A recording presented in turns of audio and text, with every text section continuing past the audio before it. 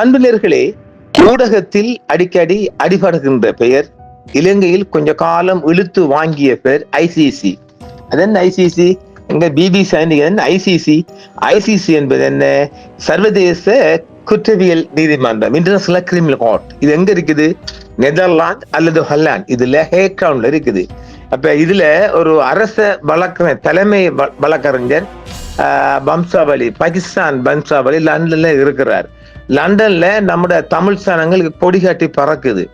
என்னமாலும் செஞ்சு எந்த எல்லைக்கும் போய் இந்த இலங்கையில இந்த கிரிமினல் குற்றவாளிகளை ஐசிசி, எந்த கிரிமினல் நாம நிறைய பேர் சொல்லலாம், ஒரு ஆள் ரெண்டு பேர் இல்லையே, அரை உசிரும் கால் உசிருமாக இலங்கைக்குள் புதைக்கப்பட்ட சம்பவம் இன்னும் இருக்கும் இல்ல.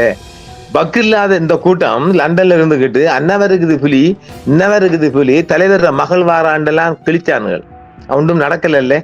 இப்ப பாருங்க, அதுல இருக்கிற ஒரு தலைமை வழக்கறிஞர் கரீம்கான், அவரையும் நாம பேமஸ் ஆனாலண்டா இந்த 2 ஆண்டுக்கு முன்னாடி பலஸ்தீனத்தில கொடிகட்டி பிறந்த இனப்படுகொலை சம்பந்தமான விடயத்தில அவர் அரசு வழக்கறிஞர், தலைமை வழக்கறிஞர்ல ப்ரோசிக்யூட்டர், அவர் தான் வழக்கு செஞ்சு இவன் இஸ்ராயல் அமைச்சன் ஒருவனையும், பாதுகாப்பு அமைச்சனையும், நெதன்ஸையும் பரன் பாஸ் பண்ணிக்கிறார். அவர் தான் காரணம். இப்ப அவர் மேல ஒரு பாலியல் குற்றச்சாட்டு சுமத்திருக்கார்கள். அது வெல்றதுக்கு வாய்ப்பு இல்லை. ஆனா இஸ்ராயல் வெல்லும். என்னென்றால் எல்லாத்துக்கும் பணம் கட்டுவாங்க பெட்டி பெட்டியா. அது எப்படி வெல்லுவாங்கன்றால், ஐசிசில இருக்கிற அந்த தலைமை வழக்கறிஞர் நீக்கிறன்னு சொன்னால் 63 நாடுகள் கையை வைத்தணும். மொத்தமாக ஐசிசி என்பது 125 நாடுகள் சேர்ந்த ஒரு உலக அமைப்பு. அது கூடுதல் என்ன, நம்ம நாட்டில் இனப்படுகொலை புரிந்தவங்களை அந்த நீதிமன்றம் நிறுத்தலாம். அதை யாரு வழக்கேற்றணும்? இந்த கரீம்கான் தான் ஏற்றணும். இவரை பிடிக்கிறதுக்கு நான் மட்டுமே போதுமானவன். நம்மள எல்லாம் தருவானுங்களா?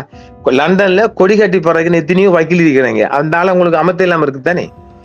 அதெல்லாம் செய்யலாங்க. அவன் கொலையை செஞ்சுக்கு தப்பக்குள்ள நம்ம ஊர்ல அரை உசுரும் கால் உசுரும் முக்கால் உசுருமாக கொண்டு போட்டவன்களை கொண்டு அந்த ஹேக் டவுன்ல நிறுத்த இல்லாத பக் இல்லாத நம்ம ஆளுங்க இருக்கிறாங்க. அண்ணா தலைவர் மகள் வாரா, இன்ன தலைவர் மகள் வாரா, அந்த ஆட்டையை பிடிக்க மாட்டையை பிடிக்க சொன்னானுங்களே ஒளியே, எது நடக்குமா? ஒருத்தனைக்கிட்ட சண்டைக்கே வந்தான் பிரான்ஸ்ல ஒருத்தன், தலைவர் மகள் வாரா, டே ஒருபோதும் வரப்போலடா. சரி, அது போகட்டும். இப்ப என்ன பிரச்சனை என்றால், கரீம்கான் இப்ப பலஸ்தீனத்துல இந்த மாதிரி கொலை செஞ்சாங்க இல்லையா, அதாவது என்ன இனப்படுகொலை நிறுத்திருக்குல்ல லட்சக்கணக்கான மக்களை, அதுக்காக ஒரு வழக்கொண்ட போட்டு இவங்களுக்கு பிடிவரா அந்த ஓப்பன் பரன் பாஸ் பண்ணிக்கிறார் இந்த கரீம்கான் காக்கா. கரீம்கானா சரிதானே? இப்ப கரீம்கானை மிரட்டிருக்காங்க. எத்தனை பேரு?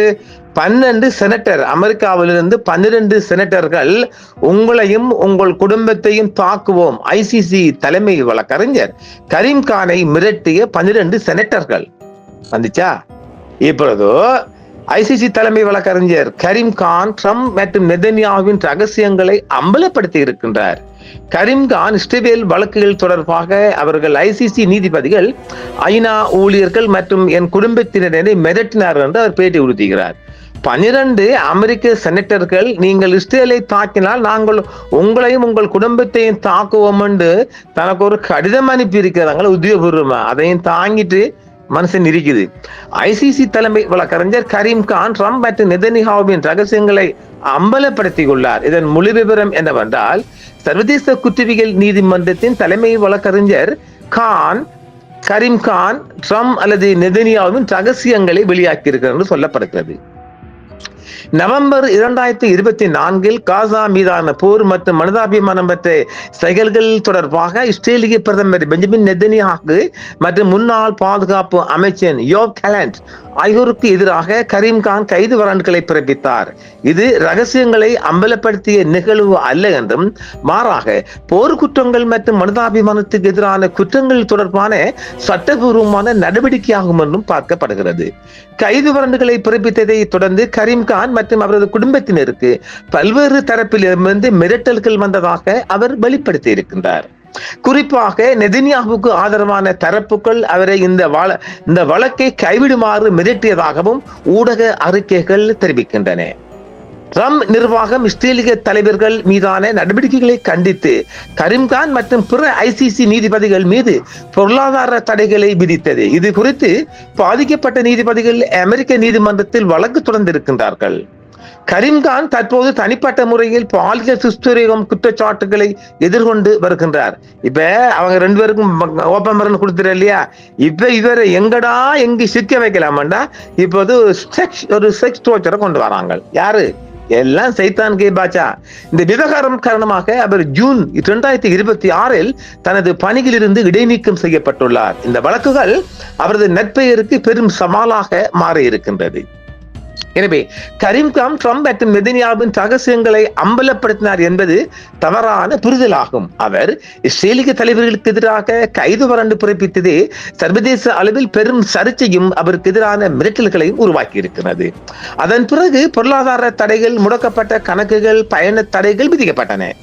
நாடுகள் சர்வதேச நீதியை மிரட்டுவது மிகவும் ஆபத்தானது என்றும் அவர் தெரிவித்திருக்கின்றார். இறுதியாக ஒருவர் இதை சொல்லிவிட்டார், இந்த மனிதருக்கு என்ன ஒரு தைரியம் என்றும் சொல்கின்றார்கள். சர்வதேச குற்றவியல் நீதிமன்றத்தின் தலைமை வழக்கறிஞர் கரீம்கான் சக்தி வாய்ந்த அரசாங்கங்கள் உலகம் கேட்க விரும்பாத ஒரு விஷயத்தை இப்போது கூறியுள்ளார். கானின் கூற்றுப்படி இஸ்ரேல் வழக்குகள் தொடர்பான அழுத்தம் பிரச்சாரம் அரசியலுடன் நின்றுவிடவில்லை. அது ICC நீதிபதிகள், ஐநா ஊழியர்கள் மற்றும் அவரது சொந்த குடும்பத்தினரையும் கூட சென்றடைந்திருக்கின்றது. எல்லாமே பாருங்க, ICC சர்வதேச நீதிமன்றத்தை தந்த கட்டுப்பாடுகள் வச்சிருக்காங்க. ICC இஸ்ரேலை குறிவைத்தால் அவர்கள் தன்னையும் தனது சக ஊழியர்களையும் அவர்களது குடும்பத்தினரையும் குறிவைப்பார்கள் என்று எச்சரித்தது. 12 அமெரிக்க செனட்டர்கள் எழுதிய கடிதத்தை அவர் சுட்டி காட்டினார். அதன் பிறகு தடைகள், முடக்கப்பட்ட கணக்குகள், பயண கட்டுப்பாடுகள் மற்றும் சர்வதேச நீதியை தொடர்வதற்கு அதிக செலவாகும் ஒன்றாக மாற்றும் முயற்சி ஆகியவை வந்தன. இது ஒரு வழக்கறிஞரை விட பெரிய விடயம். குற்றம் சாட்டப்பட்டவர்கள் சக்தி வாய்ந்த கூட்டாளிகளால் பாதுகாக்கப்படும் போது போர்க்குற்ற விசாரணைகள் நடைபெற அனுமதிக்கப்படுமா என்பது பற்றியது. இது கானின் செய்தி தெளிவாக இருந்தது. நீதிமன்றங்களை மிரட்டி மௌனமாக்க நாடுகள் அனுமதிக்கப்பட்டால் நீதி நிலைக்காது என்று அவர் சொல்லுகின்றார். ICC பற்றி மக்கள் என்ன நினைத்தாலும் நீதிபதிகளையும் வழக்கறிஞர்களையும் அவர்களின் வேலையை செய்வதற்காக அச்சுறுத்துவது ஆபத்தானது. இறுதியாக ஒருவர் அதை வெளிப்படையாக சொல்ல துணிந்துள்ளார், கரீம்கான். ஆக உலக வல்லரசு சண்டிர்களுக்கு எதிராக உலக நீதி அமைப்புகளோ அல்லது எந்த ஒரு நாடோ அநீதிக்கு எதிராக குரல் கொடுத்தால் இதுதான் நடக்கும் என்பதை இந்த மிரட்டல் மூலம் தெளிவாக சொல்லியுள்ளார். பாலியல் முறைகேடு குற்றச்சாட்டுகள் காரணமாக சர்வதேச குற்றவியல் நீதிமன்றத்தின் தலைமை வழக்கறிஞர் கரீம்கான் இடைநிறுத்தம் செய்யப்பட்டிருக்கிறார். அது ஒரு சோடிக்கப்பட்ட கதையாகவும் சொல்லப்படுகின்றது. அதான் உண்மையும். ஹேக் நெதர்லாந்து முன்னெப்போதும் இல்லாத ஒரு நடவடிக்கையாக சர்வதேச குற்றவியல் நீதிமன்றத்தின் போர்வை குழு பிரிட்டிஷ் வழக்கறிஞர் கரீம்கானை ஒழுங்கு நடவடிக்கைகளுக்காக பரிந்துரைப்பதை தொடர்ந்து நெருக்கடியில் சிக்கியுள்ள அதன் தலைமை வழக்கறிஞர் திங்கட்கிழமை இரவு தனது பதவியில் இருந்து இடைநீக்கம் செய்யப்பட்டிருக்கின்றார். 2 ஆண்டுகளுக்கு மேலாக நீடித்து வரும் ஒரு சர்ச்சையில் 56 வயதான இவர் ஒரு பெண் உதவியாளருடன் பாலியல் முறைகேடு செய்ததாக குற்றச்சாட்டுகளை எதிர்கொண்டுள்ளார். அவர் எந்த தவறும் செய்யவில்லை என்று உறுதியாக மறுத்து வருகிறார். கானின் எதிர்காலம் குறித்த இறுதி முடிவு சர்வதேச குற்றவியல் நீதிமன்றத்தை மேற்பார்வையிடும் அமைப்பான உறுப்பு நாடுகளின் பேரவையின் கையில் உள்ளது. உலகளாவிய நீதிமன்றத்தில் கரீம்கான் தனது பதவியில் நீடிக்க முடியுமா என்பதை தீர்மானிக்க அந்த பேரவை ஒரு சிறப்பு அமர்வை நடத்தும். உறுப்பு நாடுகள் பேரவையின் செயற்குழுவானது நீதிமன்றத்தின் மேற்பார்வை அமைப்பின் செயற்குழு ஒரு அறிக்கையில் ஐக்கிய நாடுகள் சபையின் உள் மேற்பார்வை சேவைகள் அலுவலகம் மேற்கொண்ட விசாரணையின் அறிக்கை, ஆதாரங்கள், நீதித்துறை நிபுணர்களின் தற்காலிக குழுவின் ஆலோசனை மற்றும் எழுத்துப்பூர்வமான சமர்ப்பிப்புகள் ஆகியவற்றின் அடிப்படையில் தனது முடிவை எடுத்ததாக கூறியிருக்கின்றது. பேரவை கூட்டம் முடியும் வரை கானின் இடைநீக்கம் இறுதி முடிவின் அறிகுறி அல்ல என்றும் அது மேலும் கூறுகிறது. ஐநாவின் விசாரணையில் கான் தனது அலுவலகத்தில், தனிப்பட்ட இல்லத்திலும் மற்றும் ஒரு பணியில் இருந்த போதும் அந்த உதவியாளருடன் அவரது சம்மதமின்றி பாலியல் தொடர்பு கொண்டிருந்தார் என்பதற்கான ஆதாரங்கள் கண்டறியப்பட்டதாக பார்த்த அதன் அறிக்கையில் நகல் தெரிவிக்கப்படுகிறது. இருப்பினும் கண்டறிதல்களின் சட்ட மதிப்பீட்டிற்காக செயற்குழுவால் தேர்ந்தெடுக்கப்பட்ட 3 நீதிபதிகள் கொண்ட குழு விசாரணை போதுமான அளவு உறுதியானது இல்லை என்றும் கண்டறிந்துள்ளது. தெரியுதானே? கருத்துக்களை தொடர்ந்து மேற்கொண்ட போது கானின் சட்டக்குழு செவ்வாய்க்கிழமை ஒரு அறிக்கை வெளியிடும் என்றும் எதிர்பார்க்கப்படுகிறது. நாளை நாளைய செவ்வாய். ஆமா, விசாரணையின் முடிவு வரும் வரை கான் ஏற்கனவே மே 2025 தற்காலிகமாக பதவி விலகி இருந்தார். சர்வதேச குற்றவியல் நீதிமன்றத்திற்கு இந்த செயல்முறை முன்னெப்போதும் இல்லாத ஒன்றாகும். மேலும் இந்த சூழ்நிலைக்கு ஏற்ப உறுப்பு நாடுகளின் பேரவை மீண்டும் புதிய விதிகளை உருவாக்க வேண்டியிருந்தது. கானுக்கு எதிரான குற்றச்சாட்டுகள் 2 ஆண்டுகளுக்கு முன்பு நீதிமன்றத்தின் சுதந்திரமான கண்காணிப்பு அமைப்பிடம் முதலில் தெரிவிக்கப்பட்டன. கான் அந்த பெண் மற்றொரு ICC துறையில் பணிபுரிவதை கண்டு அவரை தனது அலுவலகத்திற்கு அழைத்து வந்ததாக விசாரணைகளில் தெரிய வந்துள்ளது. பின்னர் அவர் அதிகாரப்பூர்வமாக பயணங்களில் தவறாமல் உடன் வர தொடங்கினார் என்றும் தகவல்கள் அம்பலப்படுத்தியவரின் ஆவணங்கள் தெரிவிக்கின்றன. கானை பதவியிலிருந்து நீக்கும் அதிகாரம் உறுப்பு நாடுகளின் பேரவைக்கு மட்டுமே உள்ளது என்றும் இந்த நடவடிக்கைகளுக்கு 125 உறுப்பு நாடுகளின் இரகசிய வாக்கெடுப்பில் பெரும்பான்மை தேவைப்படும். அவரை நீக்குவதற்கான ஒரு 63 நாடுகள் குறைந்தது ஆதரவளிக்க வேண்டும். 126 அரைவாசில்ல. கூட்டத்தொடருக்கான தேதி உடனடியாக இன்னும் நிர்ணயிக்கப்படவில்லை. ஆனால் கூடிய விரைவில் அது கூட்டப்படும் என்றும் பேரவை கூறியிருக்கின்றது. நவம்பர் 2024 இஸ்ரேலிய பிரதமர் பெஞ்சமின் நெதன்யாகு, முன்னாள் இஸ்ரேலிய பாதுகாப்பு தலைவர் யோவ் ஹேலண்ட் மற்றும் 3 மூத்த ஹமாஸ் தலைவர்களுக்கு எதிராக கான் கைது வரம்புகளை பிறப்பித்திருந்தார். இந்த நடவடிக்கை பைடன் நிர்வாகத்திலிருந்து எதிர்ப்புகளை தூண்டியது. பைடன் இதை அதிர்ச்சி செயல் என்றும் அப்போது தெரிவித்திருந்தார். ஜோர்ஜ் பைடன் முன்னாள் அமெரிக்க அதிபர்.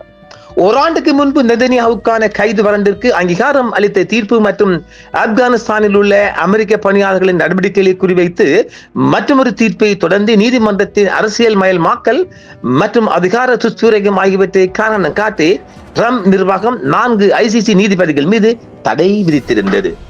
ஆக ICCக்கும் இந்த 2 சாத்தான்கள் கைகளும் இருக்கின்றது என்பதும் தெளிவாகின்றது. ஆனால்